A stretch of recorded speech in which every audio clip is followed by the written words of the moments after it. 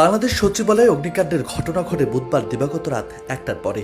তাৎক্ষণিকভাবে ফায়ার সার্ভিসের কয়েকটি ইউনিট ছুটে আসে সচিবালয়ে। তখন সচিবালয়ের ৭ নম্বর ভবনের সামনেই আগুন নেভানোর তৎপরতা ফায়ার ফাইটারদের।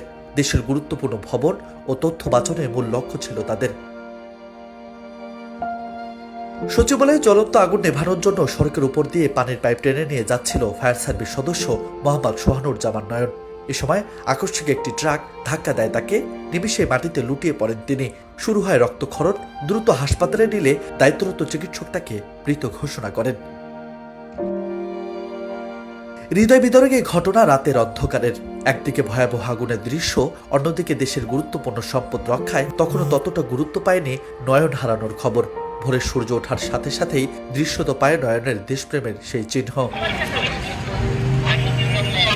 রোদের তাপে সড়কের গায়ে শুকিয়ে যাওয়া রক্ত কিছুটা নরম হয়েছে। তাতেই দগদগে রক্ত চিৎকার করে জানান দিচ্ছে নয়নের দেশপ্রেমের আর্তনাদ। পাশেই পড়ে রয়েছে লাল হেলমেট। নয়নের মাথার সেই হেলমেট জানান দিচ্ছে তার দায়িত্বের প্রতি শ্রদ্ধা ও আনুগত্যের। আর এই লাল হেলমেটে হয়তো মনে করাবে নিহত নয়নের দেশপ্রেম।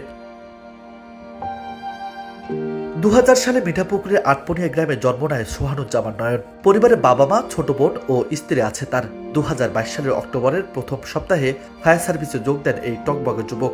নয়নের মূল কর্মস্থল সিলেটের বিশ্বনাথ ফায়ার স্টেশন হলেও পরবর্তীতে তাকে সংযুক্ত করা হয় তেজগাঁও ফায়ার স্টেশনে।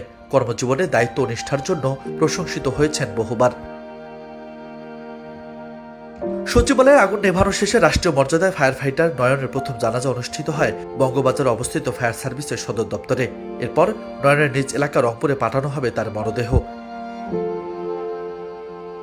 নয়নের জন্মভূমিতে হারানোর বেদনায় কাতরাচ্ছে তার পরিবার।